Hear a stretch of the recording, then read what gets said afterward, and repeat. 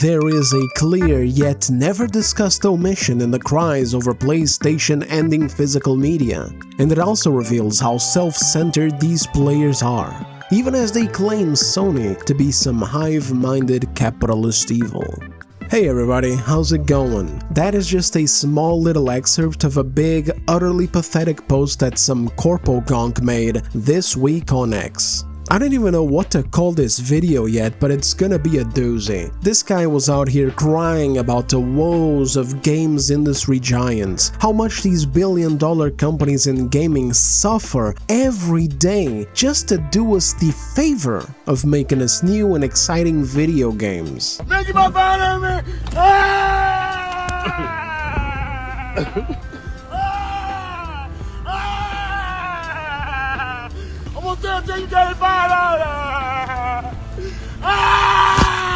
And we are going to go through every little point that he made, bit by bit, as he cried and condemned the big, bad, ungrateful gamers and dismantled the shit out of it. Because the vast majority of his woes are performative lies as he attempts to throw sand on people's eyes, divert attention from the reality of the games industry, while making excuses for his and every other company's terrible management over the last few years. At the end of the day, this is the big issue causing gaming to be unsustainable for them, by the way. It's only them that you hear complaining about it. And it's all because of their mismanagement. There's many studios making games right now, big and small. They're selling those games and they are turning a profit. So why can't they?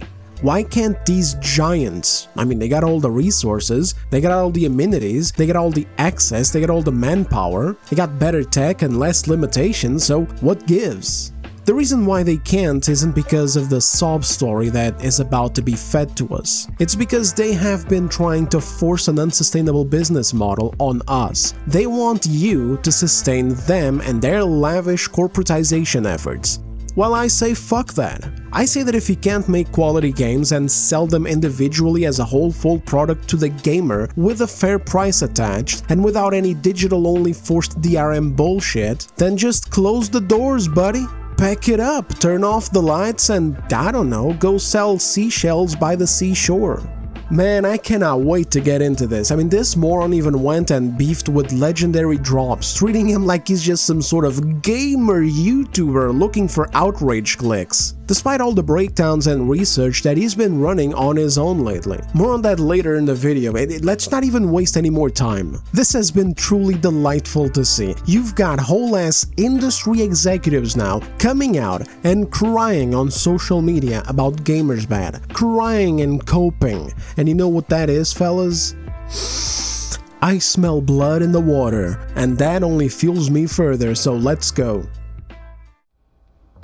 Let's keep it going with this dude's Corpo Cope. So from the top, there is a clear yet never discussed omission in the cries over PlayStation ending physical media, and it also reveals how self-centered these players are, even as they claim Sony to be some hive-minded capitalist evil. That alone is already some kind of, I don't know, straw man nonsense. It tries to frame this whole thing in an ideological way where it's like capitalism bad type of shit. Capitalism is great. It allows great studios to keep doing great work and get rewarded for it. Ain't nobody saying it's capitalism. We're saying it's you. You are the problem. You can't sustain yourselves. Capitalism isn't good enough for you. You want something else. You want us to sustain you with your bullshit practices, and we're just not gonna play that game. Get used to much more disingenuous stuff like this going forward, guys. This post is filled with it. Let's continue. As is now well known, when a physical game is sold, both the publisher and platform receive less than when a digital entitlement is sold. At the same time, the players spend the game, and as they say, players actually get more than when buying digital. Where's the missing money? It's spent on manufacturing a disc, shipping a disc, managing costly returns, defective discs, stolen discs, etc. And that's before accounting for grey market sales.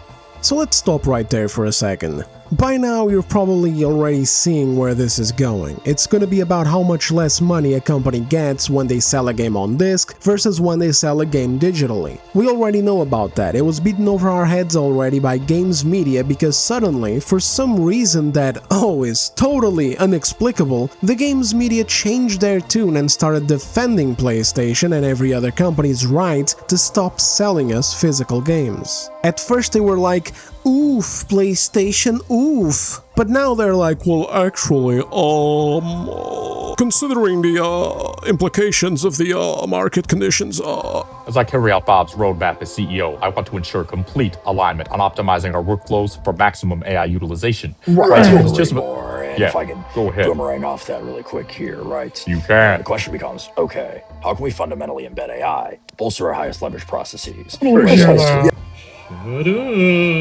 But regardless, this is an insanely flawed argumentation that even defeats their own narrative. It's straight up contradictory. They really aren't sending their best when they send Jacob here. Let me give you some quick examples and then let's go back to the post so I can bring them up in a more detailed context. Number 1. This business model has been the business model for decades. Under this business model that is apparently so bad, so shitty, so flawed, so destructive to these companies, as Jacob Navok is about to try to convince us of, the games industry managed to go from a tiny little nerdy hobby where the studios themselves could hardly even be called studios, since it was just like a dozen dudes packed up in someone's garage, all the way to a multi-billion-dollar industry where now these studios aren't even just studios anymore. They are entire multi-billion-dollar companies with multiple studios across multiple cities and countries that look like this. Seriously, some of these places look like holiday resorts, my dudes. I've been in hotels that didn't look half as good as this shit, and I had to pay to be there. So please explain to me, how is it that this incredibly terrible business model, apparently, managed to make gaming explode into one of the biggest money-moving industries in the entire world, but now, suddenly, in just a couple of years, it has become a totally unsustainable one that has to be destroyed because if it doesn't, these industry giants just can't make money. And I have 2 more questions in regards to that, and one of them is very important, and it's for you guys to reflect for yourselves. And it's this: do you really think that it'll stop here, fellas? Listen to how these people talk. Look at how this moron explained that whole process, how apocalyptic he makes it all sound. Oh, manufacturing a disc, shipping a disc, managing costly returns, defective discs, stolen discs, etc. And that's before accounting for gray market sales. Do you guys seriously think that it's going to stop at discs? I've said it before in my videos and I'll say it again. This move is not about physical media. It's about ownership entirely. They don't want you guys to own video games. They don't want you guys to have platforms where you can log in, browse a catalog of games, and buy whichever one you want, and then spend like 200 hours on that one game alone, while all of these other games from all of these other companies sit there getting no money. They don't want you guys to have purchases in a library where you can kind of just realize one day that, hey, you know what? I'm going to replay Witcher 3. You know what? I'm going to replay Fallout New Vegas. I'm going to replay the Dead Space games. I'm going to replay the Mass Effect trilogy. I'm going to replay the Devil May Cry anthology. They don't want you to do that because they have no way to monetize it. They can't make more money from a game that they already sold you 10-15 years ago. They are literally moving towards a future where your game purchases are literal licenses that they will revoke to force you into an actual consumer role, where if you want to play a game for X amount of time, no matter if the game is new or 20 years old, they want to monetize that. They want to Game Pass you. Mark my damn words. So all this shit with the discs, that's just step 1. And now really think about it. Do you really think that suddenly removing physical media is going to make everything okay for them? Do you really think that they'll be like, oh, thank God, okay, we did it. Now that all game sales are digital only, we are finally in the green and we can stop worrying about bankruptcy. It's not, fellas. It's not. It's not going to end with that. After all, they admit it themselves. See, one of their most stupid self-defeating points in this whole narrative about physical games being so bad for business is that I thought there were no physical game sales, baby. What happened? Isn't that what they've been trying to tell us over the last few weeks as well? Shit, that's the exact words that Sony used to tell us that they were ending physical distribution. They released this statement. This statement is all about how there aren't nearly enough physical game sales to keep justifying the existence of physical media production, that the customers, the gamers, us, overwhelmingly chose digital. Then they also release loose numbers of how many more digital downloads there are than sales, while, lumping together DLCs, demos, free-to-play stuff, etc. that exists digitally only. But shh, don't tell nobody that you're not supposed to know that, guys, you're not supposed to know that one. But anyway, back to the argument, right? So, if digital media is indeed so dominant that most sales are already being done over there, then how the fuck are these companies losing so much money with the physical media? Again, this whole post and that whole video from Jason Schreier is all about how companies earn like 50% less on a physical sale than a digital sale. But if there's so few physical sales, how are you struggling? How can you both be telling us that digital is booming, where you earn much more money than the physical sales, but at the same time, physical sales must be booming as well because you're losing a bunch of money on them apparently? Enough that you need to end physical distribution for it. You guys smell that? I smell shit. But oh please, continue. I'm getting so much enjoyment from this clown show. This is the next part of his post. It's just 3 paragraphs where he's literally trying to explain the same concept that physical generates less money than digital, but as if you guys were mouth-breathing 5-year-olds. So pause if you want to, but we're moving forward to the next point. This is point number 1. The very players who are offended by the loss of an option that they, a self-professedly valuable customer group that is actually marginally on the whole, refuse to actually pay for their preference. In fact, they expect everyone else to pay for that preference. Gamers will whine, saying, "It's good business practice to do well by your fans." Sure, but it's not good business to monetize your most passionate players the least, divert profits to disc makers and retailers, not game makers or platform subsidizers, let alone offer the best version of your product at the worst economics. Literally just more cope that we kind of already covered in my last rant. We're gonna do it in more detail now and address a few new things. First of all, this dude is acting like the production area is raking it in, when in reality, this has been an industry practice for so long that the production cost of physical copies for these companies was min-maxed years ago. Again, if it hadn't, this industry would not have grown. Yes, it's still an additional cost that selling a game digitally does not have, but it is nonetheless not a financial black hole the way that this guy makes it sound. That's number 1. Number 2. I don't give a rat's sweaty ass if you don't want to share part of your revenue with retailers. It's part of the fucking business. Like if you're making a car and you're mad that you have to spend money for the tire company to make the tire, too fucking bad. If you don't want to spend money on tires, get the fuck out of the car making business. Go make boats. I don't like that I have to share the money with the retailer. Why don't I just get all the money for myself? So that's number 2. Number 3, Jacoby, where's the problem? You already said the overwhelming amount of sales are digital, so how are you losing money? How are you diverting your profits to the production of the discs and the retailers if, according to you, physical media customers are insignificant in the grand scheme of things? According to this gonk, we aren't even out here in numbers paying for our preference, so let's just call it like it is.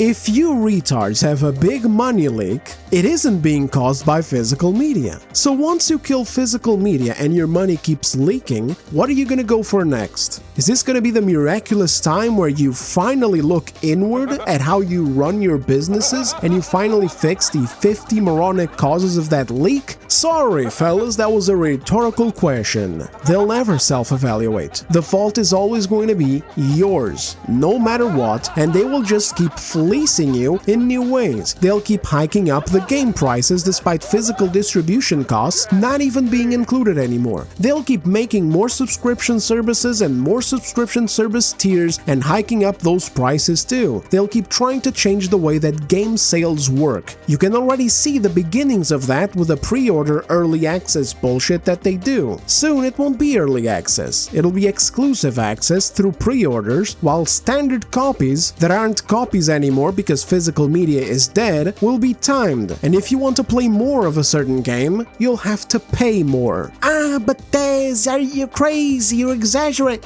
Bookmark the video. This is where they're headed, they're not even trying to hide it. If they don't crash sooner, that's where we're going to end up. A revolutionized business model where everything is an Xbox, everything is a PlayStation, so long as you're playing for that cloud subscription.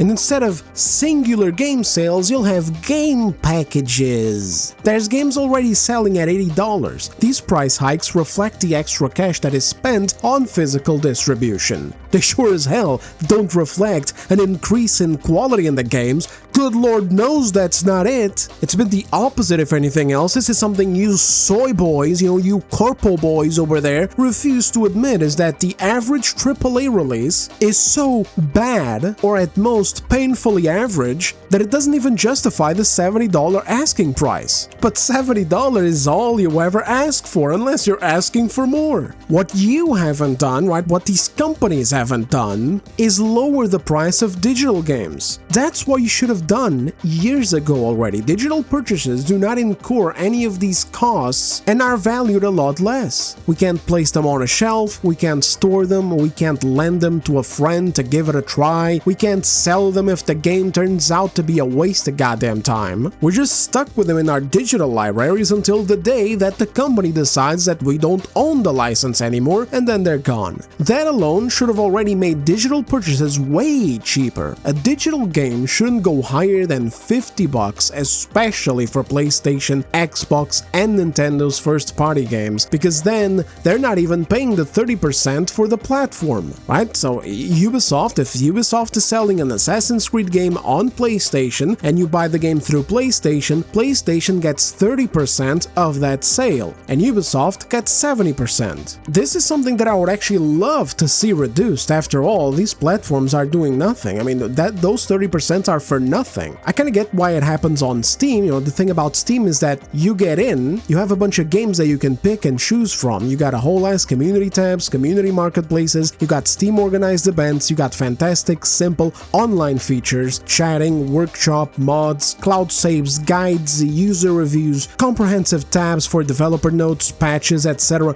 And if you want to play online, it's free. Also, loads of customization for your profiles, stickers, emojis for chat, etc. Whatever you want, all paid through your game purchases, which award you points. So sure, Steam is also taking that 30%, but at least the platform itself is actually a feature-complete place where you got it all, so you see where the money's going to. Xbox and PlayStation, on the other hand, don't got shit. And if you want to play online, or use cloud saves, or access higher value discounts on sales, you have to pay another monthly fee. So the least PlayStation and Xbox could do, when selling us the latest digital dogshit exclusive game with no disc option, is to price that boy a little bit lower. Just a little bit, huh? How about that? Like $50 tops. But will we ever see that from them? Will we ever see any lowering of any prices from any of these big AAA companies that don't gotta make discs anymore? No, never. In fact, we'll see the opposite. Price increases and further anti-consumer moves while they justify it to themselves by somehow blaming us. This genius even wrote in one of the things, I don't even have it right here, but he writes that if you buy a game secondhand, you're not even supporting Sony anymore. Motherfucker, if I want to buy a game that some guy sold, it's my right. You're not a victim if I want to lend a game to a friend either. What the fuck is this? I gave my brother my copy of 007 First Light. Am I an enemy of the state now because I gave my brother a copy of a game that I bought at $70? Is my brother an enemy of the state for accepting a copy of a brand new AAA game without having to spend any money on it? Oh my goodness, how could this be? You Corpo you are a special breed of pathetic, I gotta say, dude. But let's move on, because the next one is gonna be real good.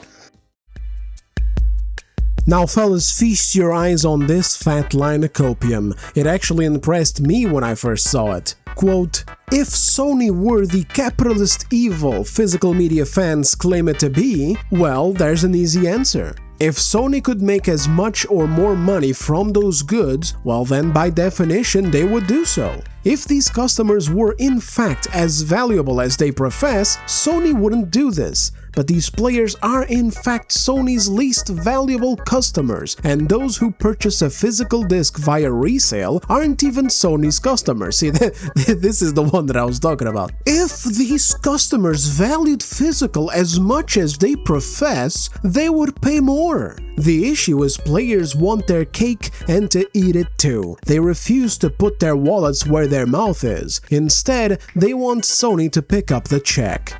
What are you, fucking stupid?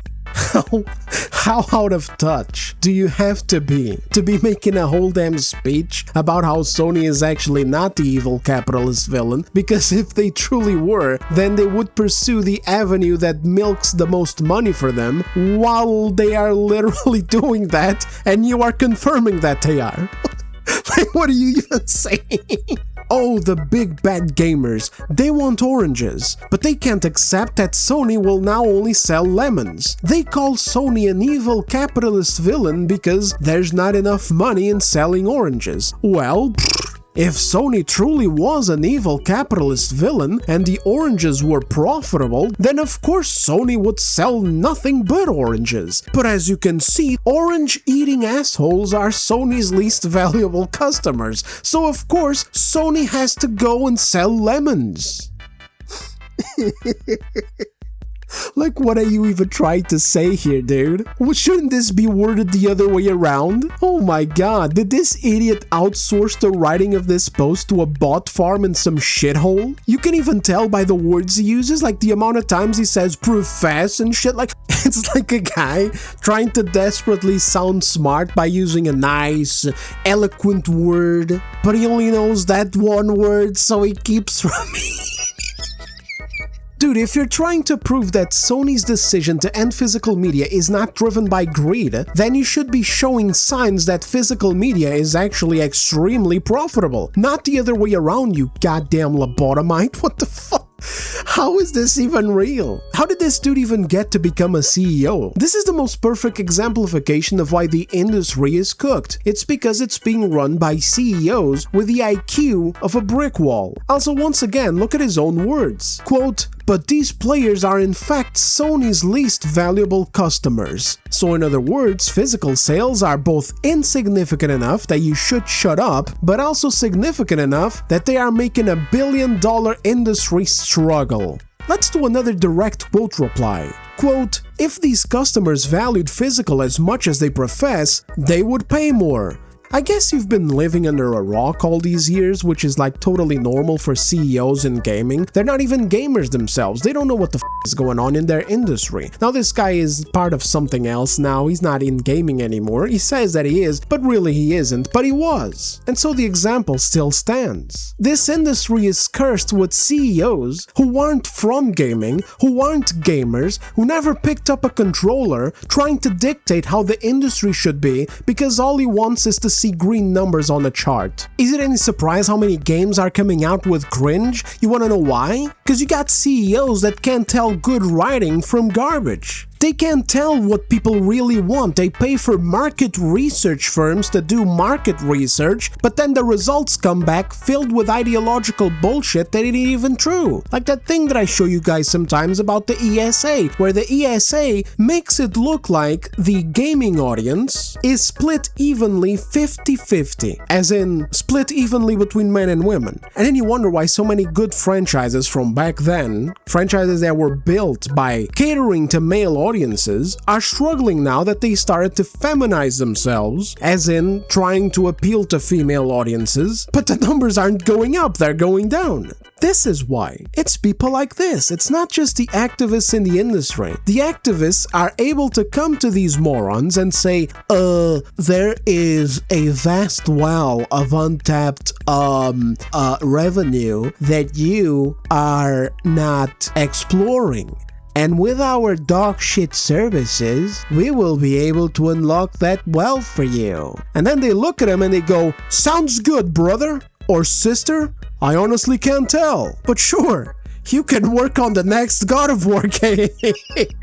This guy isn't even taking into account that there have been price hikes. We have been paying more for games. Not just the rise of the price of the standard copy, but also the way that standard games aren't even just sold anymore. You have all sorts of content that gets cut out and put into those deluxe, super deluxe, ultimate editions, etc. that range up towards the $150. Really, this was just a whole diatribe to paint a picture that $80, you know, the standard price, that's what you should be paying just for the digital game. They are not even willing to come down and compromise by making digital games cheaper. No.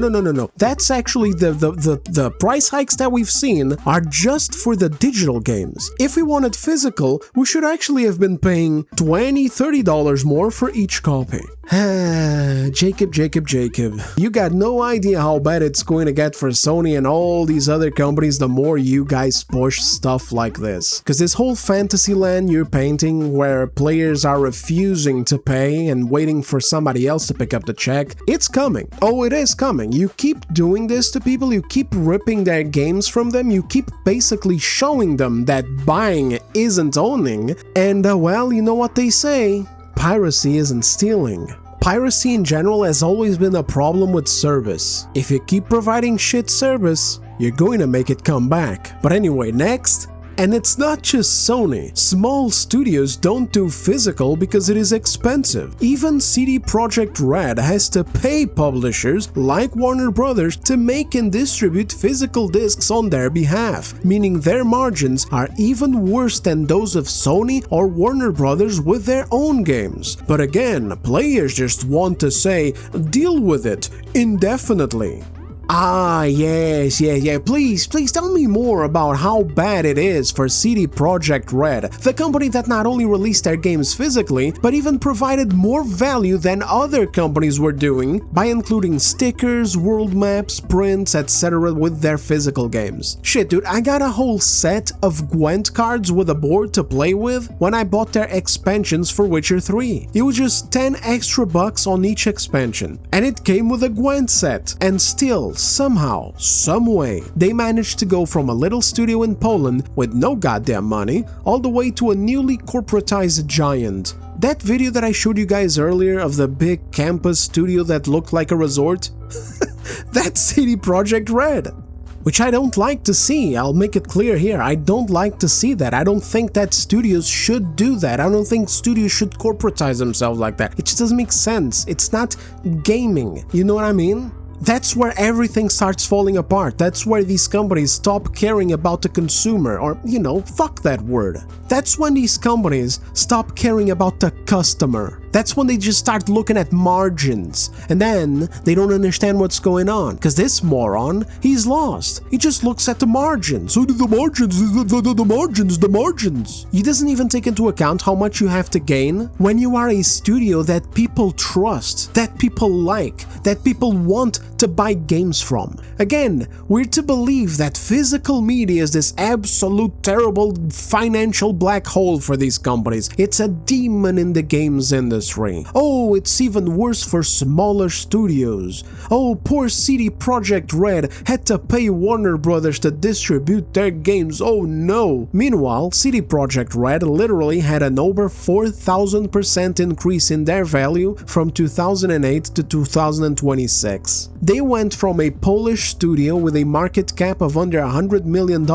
all the way to now a market cap of $6.7 billion. But please, Mr. Jacob, tell us more about it. Tell us all about it while crying. You want a tissue? Let's go for the final stretch of this idiot scope-infused propaganda spewage. Quote, there is a global omni-industry and omni-consumer abandonment of physical media. Games used to be a tiny fraction of a very large global disc manufacturing and global disc drive manufacturing business. It's all going away. That means games hold more and more of the cost burden. Sony didn't abandon Blu-ray, a format that they pioneered in 2024 to screw gamers. They abandoned it because not enough people bought Blu-rays. And that same dynamic means that all the factories that build Blu-ray drives and Blu-ray discs sit mostly unused. Sorry guys, I'm just reading what he says. I know that he probably meant discs, but anyway, costlier per unit. But gamers, again, unwilling to cover their share, happy to receive the subsidy of the global supply chain of the 2000s and 2010s, but now that it disagrees with them, they still refuse to pick up the tab. What narcissism! You want to be pro-dev? Then tell Sony that you will cover the extra costs of physical in your own pocket. If you're unwilling to do this, you are selfish, demanding the rest of us to cover the cost of your hobby. End quote. This entire diatribe was entirely one-sided. That's why it sounds so good for this Corpo Ho. All he cries about money. Oh, boo-hoo-hoo, the billion-dollar company isn't making enough cheddar. Where's the middle ground? Actually, before we get into the middle ground though, I actually have an additional question. How is any of this my problem? For example, back on the PlayStation 3, Sony built it with a Blu-ray player, which was extremely costly at the time. This made the PS3 be way more expensive than it had any right to be. I remember in my country, you could buy an Xbox 360 for about $300. Meanwhile, the PS3 was $699. Wanna guess which one did I get? I got a 360 because there was no way in hell that my family was going to give me a $700 console. Whose fault is that? Is it my parents? Is it the gamer? Ooh, the gamer is such a narcissist. He wants to play video games for free. Ooh, these poors making the more financially stable decision to buy an Xbox 360 instead of Sony's pioneering Blu-ray PlayStation 3. Cut the cope. The fault was Sony's because ain't nobody asking for a goddamn Blu-ray player built into the console, but they decided to do it anyway. If Blu-ray continues to be a problem now for sustainability, then find a middle ground. Don't come telling me that this is this insane, oh my god, insane costly thing, oh my god. I can literally go to a store right now and for $2.99, maybe even less, I'll bring home a bundle of discs that I can use to burn games into. Again, find the middle ground. I'm not the CEO making millions and millions of dollars per year. You guys are. So figure it the fuck out. When I got a problem at my job, I figured it out. Because that's my job. Now your job is to find the middle ground. Let's talk a bit about that. Why are digital games more expensive, for example? That's the easiest damn thing that these companies could have done already to show us in good faith that actually, yes, physical distribution is becoming a real problem, an actual one, a palpable issue. And so as a show of good faith, they could be asking us basically to please buy digital whenever we can to support their studios, and for that they'll even lower the asking price of a game in that format. This would be a golden opportunity to show people they are not a bunch of conniving weasels with zero regard for their customers. But you didn't do that now, did you? You did the opposite. When new game prices went up for physical media, you increased it for digital media. And what are you doing on the side? You're pushing subscriptions. You want us to buy into a subscription model where we don't even own our games, where we can't even access anything unless we are directly connected to the internet, and you provide it on the service. If the game cycles in and out of the service, then I can't play it anymore. When you're doing these two things at the same time, you're showing me what your faith is. You're showing me your intentions, and your intentions are to fleece me. You basically made all the money that you possibly could have made with the current business model. You kept going up and up and up. You corporatized yourselves. During the COVID bubble, you packed your studios up with garbage. Literal like so much garbage, so many departments that have nothing to do with game development. You went full corpo retards on us, and now you're in trouble, so you want to change the business model into one where you make even more money, except you're literally too blind to see that it ain't gonna happen. You think it's going to happen because you stopped seeing customers as people. You're just looking at everybody like numbers, and you're doing math. So you're thinking, hey, if we do this, then that means that we're going to get way more money because this is going to happen. Instead, what's going to happen is we're going to start leaving your platforms and we're going to stop buying your games. Not only that, the amount of money that you're making, you're in trouble, but you're not drowning. If you changed your perspective right now, you'd be fine as wine. You could keep going, you're still making money, but the amount of money that you're making is not enough. You look at it and you're like, what the hell? Last year, I had a profit of $100 million. This year, it looks like I'm only having a profit of $50 million. What the hell's going on here? I should be doubling my profits from last year. I should be getting $200 million, and then the next year after that, I should be making $400 million in profit. What the hell's going on here? See, that's what you're doing. That's the problem. That's why it's unsustainable. You're a toddler in a candy store. Here's another way where Sony could quiet down all the backlash with a middle ground option: game ownership. All they'd have to do is come out with a new statement saying that they've heard our concerns for what does all this mean for, ownership. And they are now rolling out a new policy where our game purchases are no longer treated as temporary licenses, but actually treated as games that we own and will always be able to access, both through PlayStation's own servers, as is natural by using their console, but also in a DRM-free format for any studios who cooperate, which is exactly what GOG does on PC. A purchase on GOG is yours forever because the studios and the publishers selling games there have accepted to provide that kind of deal on their games. So when you buy a game from there, you can download the exe file and it's yours to install forever. A friend of the channel, Discuss Thing, has even been burning some of his favorites on CDs so that he can create his own little physical library of PC games. Just so you know, this has been redundant for the most part, especially from PC, for the last 15 years or so. And this is what we're gonna do, and this is how you ensure true ownership. So thank you, GOG, thank you. And I'm making this video in the sense of just showcasing especially the younger people who haven't dealt with burning softwares and stuff like that, to how to do it.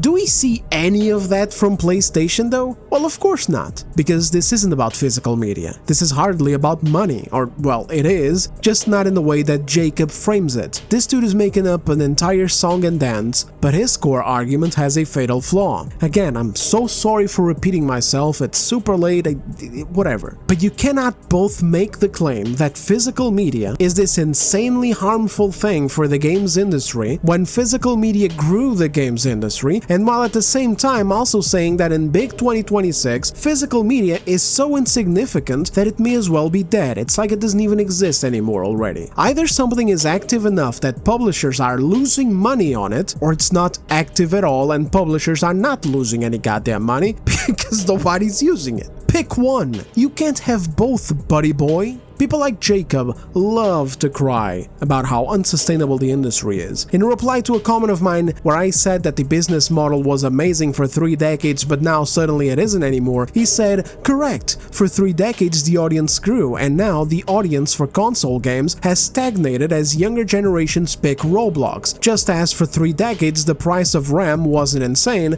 and now it is. How the fuck does that even fit? The price of RAM exploded because of what's going on with the AI bubble. The same is not happening to CDs. Nice try though, Jacob.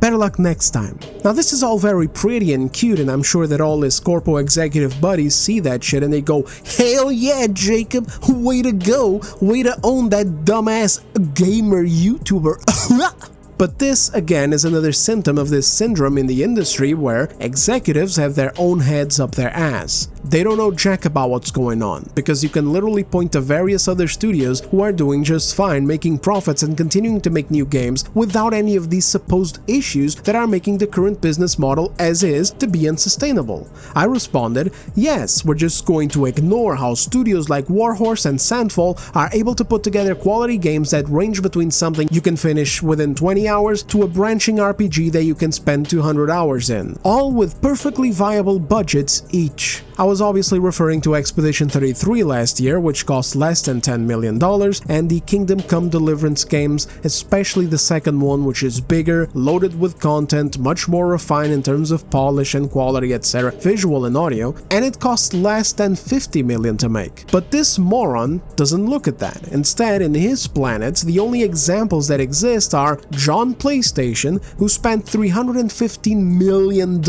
making a Spider-Man sequel, $315 million on a single game that you can finish in 23 hours. Good job, John PlayStation. But don't forget John Xbox as well, which spent $100 million on Outer Worlds 2, an incredibly subpar RPG experience in comparison to KCD 2, and another $100 million on South of Midnight, a basic adventure title that you can finish in like 10 hours. People like this only take that kind of thing into account, and then instead of blaming the actual problem, which is moronic management and brain-dead spending habits, they cry about market conditions. They cry about you. They call you entitled and narcissistic. For what? For their incompetence? You wanna be pro-dev? Tell Sony that you'll cover the extra costs. Nah, bro, I don't think so. I think I'll be pro-dev by supporting good games that respect me and my time as a customer, and I'll keep ignoring and dunking on the utter garbage that companies you represent keep putting out. If you're unwilling to do this, you're selfish, demanding the rest of us to cover the costs of your hobby. What are you even talking about? Who wrote this for you?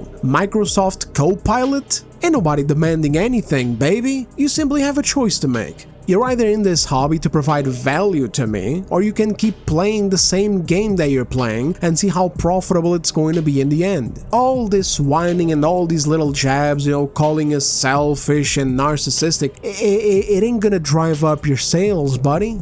Nobody cares. What are you, stupid? Just put the games in the bag at a fair price and maybe we'll come and buy them. Don't do that and no problem. I'll just spend my money somewhere else. There's no shortage of studios coming out right now making a bunch of games every year. No shortage of indie devs striking out, trying to do things their own way. And you know what? The investors that are attached to your companies, they're gonna start opening their eyes too. They're gonna look at success stories like Expedition 33 and just gonna start thinking that maybe, just maybe, giving funding to small, enthusiastic teams is better than giving money to giants who don't know how to run a business anymore. And this way will hopefully also weed out the big, gigantic investors who are in it for the same reasons you are. Infinite, ever-growing profit. We don't need those investors in the industry either. We don't need them.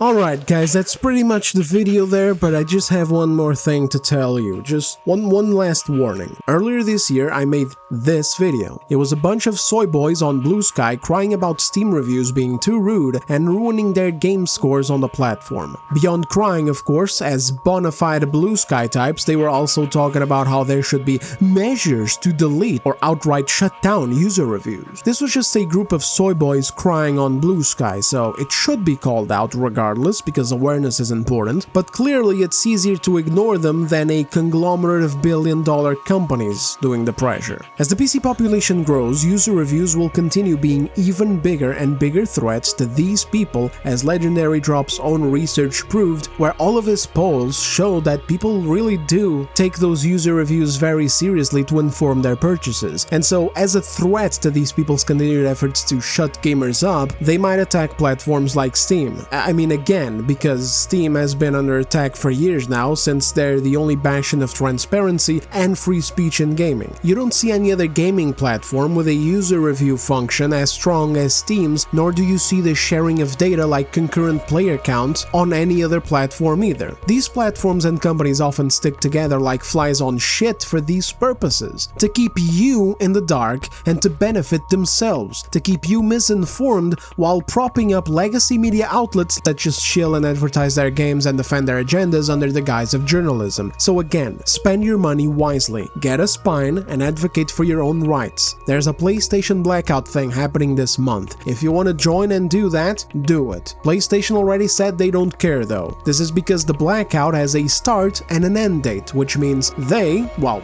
you know, they can see that there's the date, you know what I mean? They already informed their shareholders like, oh, okay, well, during this week we will have less activity because there's a pesky little protest going on. So what really counts, fellas, is meaning it. When the time comes, and it is coming very soon, to cross over to the next generation, PlayStation 6 and Xbox Series X, Z5, I don't even know what they'll call it. Either way, when it happens, leave them in the dust and go for PC. It's the only way to make them hurt and remove their power as they keep desperately trying to end the concept of you even having a game library with old purchases to play freely. Because again, remember, it's not just about physical media. If it was about physical media, you could just say, well, on PC I don't have physical media. And it's true. You can make your own physical media, but generally, yeah, you get a Steam account, most sales are going to be through digital. It's pretty rare to find a physical release for PC, yes. But it's just different in everything else. There's alternatives, there's freedom, and you save so much money. And the other thing is, do not take Steam's freedom for granted, because these people are heavily under fire for being the only damn company providing people with a modicum of respect. I am not a Steam ball licker. I don't care about cringe console or platform wars. I'm just giving it to you straight. Being on PC and having Steam plus alternatives like GOG or GOG, Epic Store, and other means is literally the only place where your money and your worth as a customer is given the bare minimum of respect and care, because they also know that you can just take your money elsewhere. Consoles had it too. Being able to go to a physical store to buy a game on sale over there was an alternative to keep control away from, the publishers and the companies. But of course, all of that can just be gone in an instant when PlayStation and all these other publishers join together and say, no more disk drives and no more discs. Suddenly, all the stores that are trying to sell you games a little bit cheaper will all go away. They won't have any games to sell. They're going to shut them all down. So anytime you see the PC platform, specifically Steam, which gets attacked like crazy, protect it. Because it's like the last bastion of this business model that we have left. At the hands of these companies like Xbox, companies like PlayStation, and even Nintendo, which do their own little things on their own little side, if they decide that you just don't own anything anymore, then you just don't own anything anymore and there's nothing that you can do about it. So again, just invest in your future. And at the same time, you're also investing in the future of the industry, by which I mean one that isn't total garbage. That's it for me on this one. You boys and gals have yourselves a great day out there. Oh yeah, don't forget to subscribe and like the video and all that garbage, the usual. If you enjoyed the rant, welcome to the show. I crash out like this pretty much every week at this point. I'm like the legendary drops without the chill. Legendary cortisol over here. Anyway, I gotta go drink water and calm down. I'll see you next time. Take care out there.